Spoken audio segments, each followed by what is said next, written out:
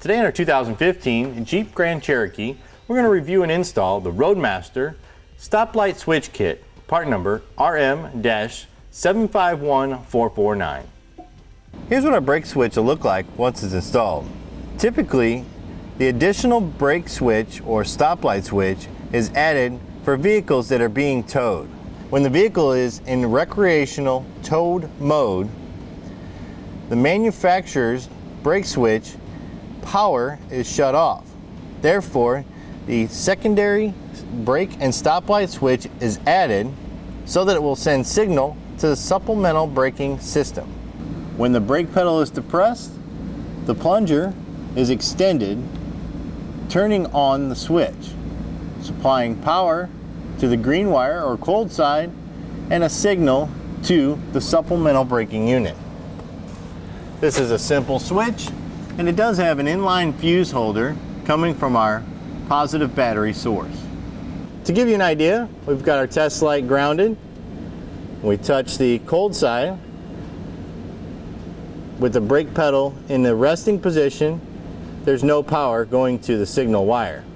Then we press on the brake pedal, triggers our switch, turning on our test light. We'll now go ahead and show you how to install it. To begin our install, we need to locate the brake pedal bracket. Now to locate the brake pedal bracket, we need to remove the under dash panel, and to get it out, there will be two push pin fasteners. To remove the push pin fasteners, we can use a flat blade screwdriver, or in this case, I'm using interior trim panel tool. This application also has a wiring connector that runs to it. We're going to go ahead and disconnect that by pressing on the connector lock and removing it from the panel. We'll pull the panel out and set it aside for reinstallation later. We follow the brake pedal arm up, find the bracket that secures the manufacturer's brake switch. In this bracket are two pre-drilled holes. The pre-drilled hole closest to the firewall will be our attachment point for the new stoplight switch bracket. Now before we install the bracket, let's go ahead and prep it by installing the switch onto the bracket. Provided with our install kit will be a bolt, split lock washer and nut for attaching the bracket to the brace. Here we have our stoplight switch. On the end of the stoplight switch is a threaded portion with two nuts and a star washer. These nuts can be adjusted to set the depth of the plunger on our stoplight switch.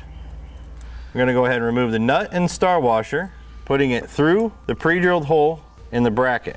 Once we have the switch in the bracket, we can go ahead and reinstall our star washer and nut. Now we'll just leave the hardware for the switch loose at this time, as we'll need to make adjustments after it's been mounted. Next, coming out of the back of the switch will be two wires. One will be considered the hot side for our 12-volt supply, and the other will be considered the switch light or signal wire, also referred to as the cold side of our switch. The red wire with the inline fuse holder will be for the 12-volt or hot side, and the green wire will be for the cold side of the switch. We'll go ahead and strip the wires back. Now we'll notice the wires coming out of the switch are both black. It doesn't matter which side we hook to which. We'll use the blue butt connectors supplied with the install kit to secure the wires together.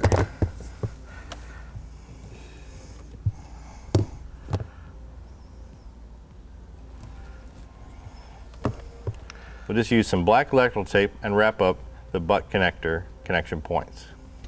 Now to install the new stoplight switch bracket, we'll take our bolt, feed it through the attachment point. And once we have our bolt in place, we can slide the bracket on over the bolt. Then our split lock washer and hex nut. After we get the hardware on, we'll make sure the bracket is lined up with the brake pedal and the white tip of the plunger is making contact with the brake pedal arm. Once we've got everything set up, we'll go ahead and tighten down our fastener. Double check your plunger action. Now all I have left to do is to route our wiring. Next, we're going to take the red wire, which is our power supply, and route it through the firewall and ultimately to the vehicle's battery source. For this application, we can pull the carpeting down, locate the manufacturer's grommet where the wiring harness runs through the firewall, and utilize the manufacturer's grommet. Using my utility knife, I'm going to open up the grommet here on the inside so that we can get our pull wire, which can be a stiff piece of wire. In this case, we're going to use a piece of air tubing and push it through the grommet. Second layer grommet can be a little tough, so I'm going to use a screwdriver to help get the pull wire through. And we'll go ahead and push enough through that we can gain access to it in the engine compartment. Then once we have the pull wire in place, we'll take our power wire. I'm just going to feed it into the end and secure it with some black electrical tape. Now we'll move into the engine compartment, locate our pull wire, and go ahead and pull the power wire into the engine compartment so we can gain access to it. Once we have it in the engine compartment, we can go ahead and remove the pull wire. Now our power wire is not quite long enough to reach all the way over to our battery source, so we're going to add a little extra wire. Go ahead and strip it back, add the supply butt connector, crimp it down, bring in the extra wire that we've added, slide it into the butt connector, crimp it down, and then wrap it up with some black electrical tape. And keep in mind as you route your wire here in the engine compartment especially, stay away from any moving components such as steering or suspension or excessive heat such as exhaust. We're able to run between the windshield wiper cowling and the seal between the engine compartment and the hood.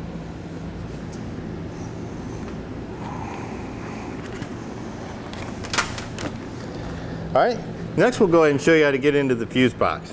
Simply press on the two latches and open up the door. Here, going into the fuse box is a 12-volt battery source that we can connect to. We'll route the power wire to it, cut off the excess from our power wire, and we'll use the ring terminal that was supplied with the install kit, slide it onto the power wire and crimp it down. We'll then go ahead and remove the nut off the fuse box stud. Install the ring terminal and then re-secure the nut. Next, I'll go ahead and secure the power wire as necessary with some zip ties. I'll also cut off the excess from the zip tie just to clean up the install look. And we can close the fuse box. Now with the kit installed, we're ready to hit the road, and that'll do it for the review and install of the Roadmaster stoplight switch kit, part number RM-751449 on our 2015 Jeep Grand Cherokee.